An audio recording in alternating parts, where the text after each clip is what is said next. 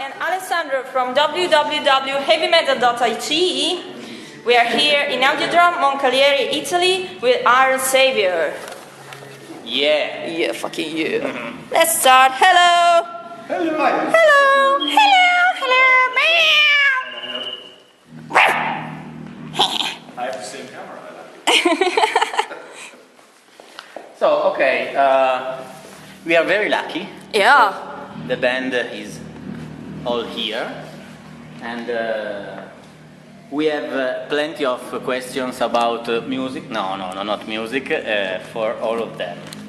So, we can start by, okay, something general. Okay, for example. The Battering Ram album was, if I'm not wrong, the first album that was not completely a concept. Yeah, that's right. Is it right? It's correct. Okay, so why and how such a transition occurred? Well, I mean, it's pretty simple to answer. I've done concept on Iron Savior, on Condition Red, Dark Assault, and after a while I just felt tired of the concept. Because in a way it has been good for me to have a concept like this where I could get inspiration for my lyrics from. But after doing it 3 times in a row, I felt quite limited, you know. I had the feeling that I said enough about the Iron Savior story, and then there's also other things that I would like to talk about. That's why I moved away a little bit. So you moved on other topics. Exactly. If you can, if you could make a long story short, beer? No. No? The iPhone. The iPhone is here, and I think we are recording the audio. To catch the voice. Ah, okay. So to summarize, and the topics you moved on are various broadband, or there is something. Well, I mean, of course, I write most of the lyrics. They are, of course, in a way, mirror my view of the world and what for me is important and what moves me. For example, I mean, just to put a simple thing, for example, is the song "Break the Curse" on the Battering Ram album. It's definitely not science fiction. It's my attitude towards life and conformity, and well, I mean, you find it again and again in my lyrics. Yes. Thank you. So now, please, what is the origin of this nickname? If it is a nickname. Of the name? Well, that's a long time ago. It was on our holidays when I was much younger, and every time when it starts raining, there's a German explanation like. It starts to Piesel, and then my friends call me Piesel, and so that's not very spectacular, but that's the story. And did you also Piesel when it Pieseled? No. Piesel. Never? Never pee and peas? So Piesel also part of. if you have some gossip about It's an experience I would try. if you have gossip, this is the time. Just listen. You're lucky that you didn't talk any gossip. You haven't been called Dilla. In my opinion, you got to try. What? To pee or what? Peas.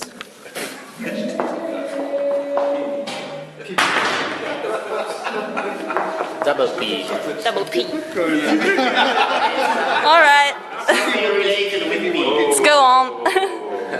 Okay. Now we move on Jan. Oh shit. Oh shit. Oh shit. Hold on.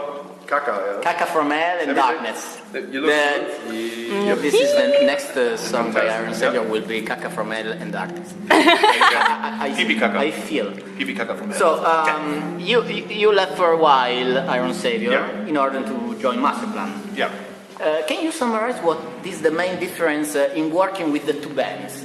The ambient in which is different by your point of view? From my point of view, Masterplan was more like a project set together, like a casting group. Not bad. No. Okay, there is no bad or good, obviously. There's no bad vibes between the members and myself. But And Iron Savior is a band, we know each other for ages. I don't know how, Piesel I know for 30 years, something like that. And Pete I know 20 years, and him I also know for a long time. And so, you know, that's more a band, and yeah, it's band feeling, so it's not a casting group feeling. Nothing against... different dynamics. Yeah. And so, at the end of the day, that's what counts. It comes from the heart and not from the brain. I'm a bass player. It has to come from the heart, not from the brain. Okay, so now we have... where is the other? Okay. Thomas. Yeah. Hey. Are you feeling cold? Yeah. Okay. Not so comfortable today, so let's... No, this was not the question. Cool. The question is... That's too much. Too much cold. What is your academic background in music? Your academic background in music? Where did you learn? How did you learn? What did you learn before playing? I'm a self-taught drummer, actually. At what age did you? 11. Yeah, because the musical background was my cousin. We were very close and friends and hang out together. And he played the guitar, or started playing guitar at a very young age. And we just, I don't know why, decided to form a band. And you started from pen, from a pen, a fork, a knife, bam, bam, bam, bam, bam. Exactly. My parents bought me a drum kit, very small one, and I started right away. And just listen to music. And the first influences were... very first influence. You really want to know that? Yeah, we are ready You really for want to know that? the word is ready. Smokey, I was 7 years old. Do you know the band Smokey from England? Yeah. Like, living next door to us. Yeah. I saw them twice at a big Congress hall in Hamburg. But I think it was half playback show now, when I think about it. But yeah, that was the first influence, and I mean, a very big event for me was in 81. I saw Rainbow, Richie Blackmore's Rainbow in Hamburg, and as a support band, Def Leppard. Yeah. Wow. They were pretty young. I was 11 1981. years. 81. 81. 1981. Yeah. And, That's I a lot. was so small. I was, I mean, now I'm not the biggest guy. I was very small. And my cousin and I, we went out to that concert. But you My jumped cousin was like a kangaroo. 13, and I was 11. And I was 0. And we had. I was born in 81. I was 0. The time of our I was in my mother's belly. What? I was in my mother's belly at that age, in 1981. Listening to Def Leppard? Oh yeah? Obviously. I saw them next year in Madrid with Whitesnake That was a and very Journey. huge impact, just to see that. And Yeah. From that, they Bobby Roninelli on drums. Purple, Whitesnake I am too. on, at that time. Nice. So, one technical question for a friend of mine that is a guitar geek. So I will ask the guitar players. The real guitar players, not the bass players. It's coming from the other side. So, the first is your guitar string gauge. What? The guitar strings gauge. Well, I play 56 to 11. Okay. But we're tuned to D. To D, okay, but this is the same gauge you use when you record. Yeah. So the setup, the sound shaping of your guitars in studio starts from instrument like the one you use live. Yeah, exactly. I use the same guitar. The in same the guitars. studio. So okay, thank you. The guitar geek friend of mine will be Happy. happy. And so, this is nice. Heavy metal never dies from the landing. Sound, in my opinion, as good as it had been written 20 years ago. It's so good that it seems Any comments about this feeling? Well, I mean, I'm really happy that we came out with this track, because it's definitely one of our classics and hit singles already. And I think we will keep on playing this until this band stops playing. Because, I don't know, it has this certain magic on it. I mean, it's in terms of songwriting, it's not really complicated. It's an easy song. There is feeling. But somehow it has this magic thing in it, and this is something you cannot produce. And you know, this is something that happens every once in a while, but you have no control about it. And so I'm lucky, and I'm thankful to the gods of heavy metal that they made me write this song just the way it is. Because I think for me it's perfect. I really love this song the way it is. The lyrics are perfect. They're not too cheesy. They are. Everybody can sort of like find something in the lyrics where it can easily adjust to. And I mean, the chorus itself, heavy metal never dies. I mean, there's nothing against to say it.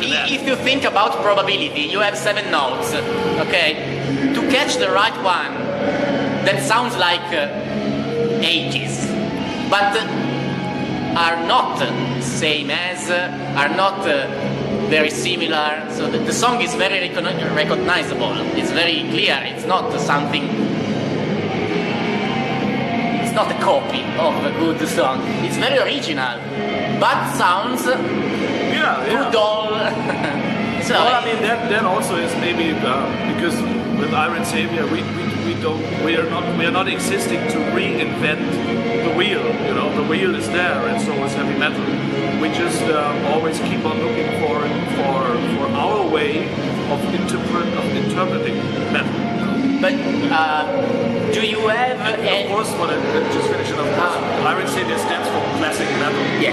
And so that's why it's not that surprising that we come up with stuff like this. And just that we're all like sort of have our roots back in the 80s, and this stuff is in our heads. You know, it's what we are draw our inspiration from. So yeah, that's how a song like Heavy Metal Never Dies is coming out. You know. But okay, it is surprising that it's so original, even though it is classic. I think, and so I think. Do you have any criterion to exclude?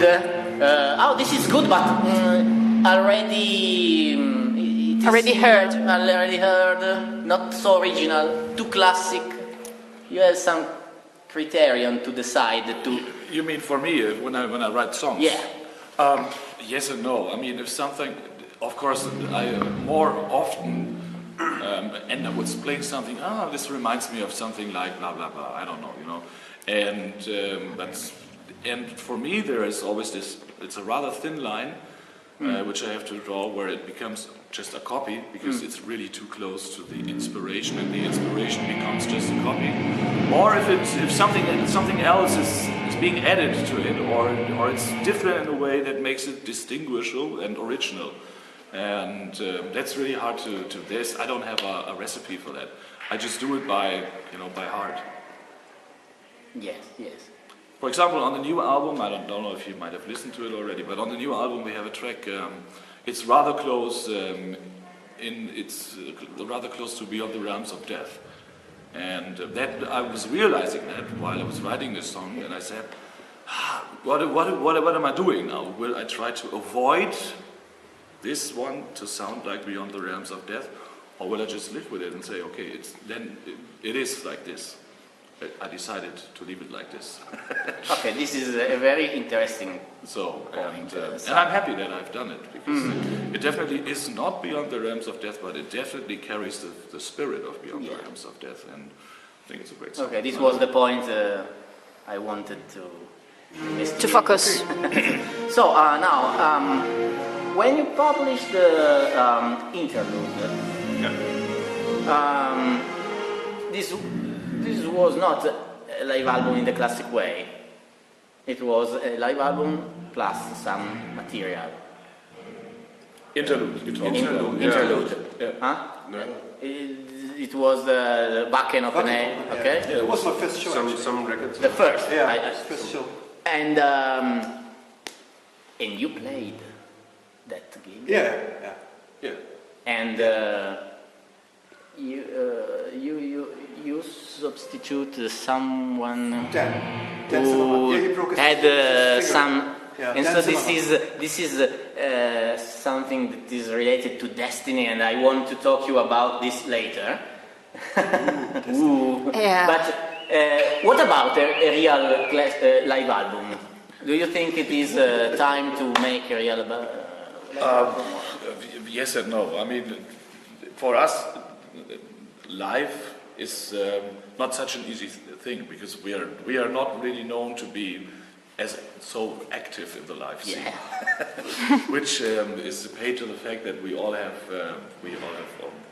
straight jobs when we have families, and also playing live it's definitely, we really enjoy playing live, but it's always a little bit difficult because being away from home without pay for many weeks in our live situation, it's just not possible, to be honest. So what we do is like come here for a weekend and play some shows and then go back. And so earn money. And this doesn't fit really with the plan to publish area. Exactly, and in the situation that we are in, I don't know if it's possible, you know, to record some decent live tracks. Maybe it will happen when a good opportunity pops up, then of course we might do it. But on the other hand, I always think that a live album, of course, it's always okay to have a live album in the back catalog, but on the other hand, a live album most of the time is also something like a filler compromise, you know. Yeah. It's a filler, you know. It's a compromise to the original. It's to stretch the time a little bit between two studio albums, and so to be honest, I'm not such a real big fan of a live album. A live DVD, that would be something that we would be really interested in, but the right opportunity has to come up for this. Okay, so it is not mandatory to have a live album. It's like we're not so keen about it, but never say never. Obviously.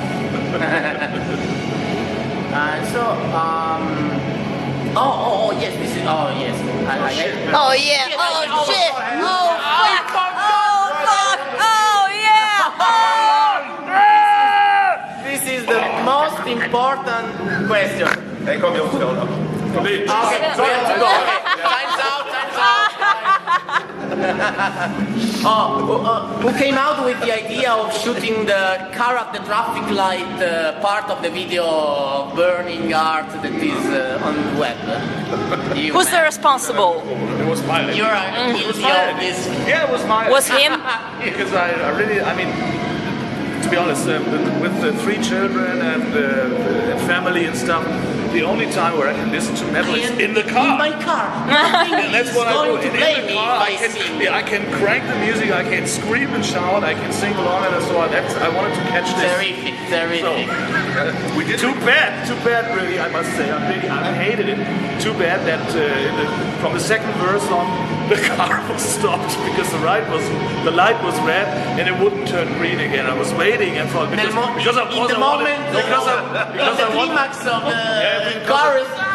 I wanted, of course, in the background to see that the car is moving, but it just didn't happen. But so you have a version. The performance was great. So you have a shooting with the car horns that are.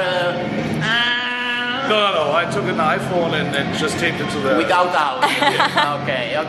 No, with the audio. With the audio. Yeah, totally. Pops with audio. So We did recordings in the car before. Did? Yeah, I had to sing choir voices. Oh yeah. In a car? Yeah, in the car. In Pete's own old studio. My old studio. It was on top of a garage, and it was too loud to sing in the studio. So we put some cable into the garage inside the car, and I had to sing my edited voices in your car. I know. This is a breaking news. Yeah. It works. I mean, It works. And so. Live, Atlantis Falling track. And that's exactly. We did some cheating backing vocal tracks, and we recorded this in the car. So, for coming home. Oh, great! You have this broken glass. When you come home, you go into the garage. It holds. Okay, so for Pisiel. During tours, I saw you many times as a technician in tours of your other bands, colleagues. Okay, and when they have problems with their instruments, do they ask, please help me, help me? It doesn't work. Yeah, sometimes, but I mean, at this point, I'm doing music and I'm not acting like a technician, so I don't. So you have a I don't technician care now. about. So we have. Okay, So now everyone I'm a helps. musician, not a technician, and so I don't care. Everyone I mean, helps. if he asks me because he's too stupid to solve, solve a problem, then of course I will help him. But Okay, you are a piece of bread. In Italy, we say if you are a very nice and good A good person fellow. that you help the others, you are a piece of bread. To say The only time that I asked people to help me was it was 2 years ago in Russia when we played in Moscow, and my guitar string break. I was right I saw in the the video, middle. the red guitar. I was in the middle of Heavy Metal Never Dies, and my guitar string broke. And of course, we didn't bring a spare guitar, and so Giesel went off stage and tried to fix my guitar. It didn't work. Tried to get a spare guitar, wrong tuning. I saw that video. Yeah, you saw it on YouTube, and I was singing Heavy Metal Never you Dies took for the ages, miles. and I was totally exhausted at the end, so I couldn't finish because I think it was like 50 minutes. I mean, the crowd was really crazy, but The crowd was crazy because it But was anyway, a special situation. he brought the guitar, and so we could continue to finish the show. He said even fixed the sound once in Denmark, I remember. Yeah. Yeah. We played in Denmark. Denmark. In Denmark we played. When was it? 2005, I think. Yeah. And he fixed the sound. He did the sound for us. During the sound check. and because I'm working Just said to the sound guy, just leave it like this. There was no. Yeah, there was a guy, but he was. Yeah, but he was not really. It was useless. Not good. Yeah, he was useless. You said that. I said, Yeah, you said. but you confirmed. We know it. No, you said that. Okay, I cannot confirm because at that time I wasn't with the guys. okay. The last one. Last one. Okay, the last one. It's a curiosity. At the very beginning, the time of unification, the lineup featured a keyboard player. Andreas Cook, yeah. Cook. And are you still in touch with him? No, not really. I must say, I lost contact. I don't know if anybody else is somehow still in contact. But for no reason. It's just no bad vibes. No, but okay. He was from what scene? For what kind of scene? Musical scene? Well, he was not exactly a metal guy. He was. I mean, he was open to that kind of music, but he was more a professional, like a top 40 musician, playing in top 40 bands or like Gala, as we call it in Germany. You know. Okay. When you have if you celebrate a 50th or 60th anniversary, you would call somebody like Andreas. He was playing with Blind Guardian as well, right? Yeah, he was playing with Blind Guardian. Great figure. He did substitute shots. Okay. So, but Who? Dave Grigger. Okay. But nowadays, I mean, we do have keyboards, of course, but nowadays the keyboards come from the computer. How do you know Computer's that the cheaper. keyboard player knocks on your door? Computer needs I know. Tell me. Beer. You think you can hear it, but you're not sure. no traffic expenses. He doesn't want anything from the pay. And I suppose that Andreas is thinking now that his synthesized guitars on the keyboard are better than the real guitar players that cost and need food. Yeah, probably, absolutely. I guess so too. Okay. No, so- I mean there was no personal reason why we stopped working with Andreas. It just yes, I guess. Like this. I was only curious He about. stepped into this other business for this software company. He had less and less time. And yeah. things like that. Okay, don't forget that. Yeah. Oh, Don't forget that. This is a very special question. Okay. It's so serious, so please concentrate. Concentration. Concentration. I thought about excluding this because it was so No. serious. It's too much serious. Too much. I don't know if we have the feeling of if they have the feeling. Are you ready to answer to that kind of question? I mean, maybe we have Okay, let's try. maybe we have to I will try to ask. maybe we have, maybe Tension kills me. This tension kills me. maybe we'll have to withdraw, but we'll try. Okay. Okay. We'll give it a shot. Okay. Okay, come on. Yeah. On tour.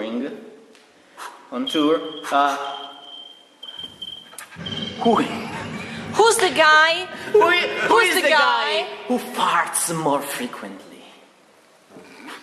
Yeah, that's me. Oh, It's you. Yeah, that's me. It's you. Yeah. I guessed. Yeah. And it's not finished. Yeah, okay, good. And in studio? Probably me, Okay. because I am. Yes, you live in the studio. He's more the typical kind of seat farter, and I prefer standing up, like a You real are man. a live partner. Yeah. He's a studio partner. Yeah. So who ranks first? Huh? Who ranks first? You No, or no, you? We smell it up. Okay. Yeah. Okay. And okay, so We're not talking about any bleed farts or something like that. No. Okay. Can we have a proof of that? No, you did that before. But this is a live You interview. did that before. I did that before. I think that during the gig, during the show, they will stop playing and he will Indicate. Next to microphone. No, Yeah, don't an really think. additional microphone for A fart phone. A fart phone. A fartophone. Yeah. Okay. So thank Keep you a very close much. eye on guys. him. You will sometimes see him lift in the air a little bit. And this is not because I know the power of levitation. No. I thought you were tall. No. You are farting. See this gas beam It's not lifting. much. It's not much. It's a little. Okay. And after, Okay. after action, satisfaction.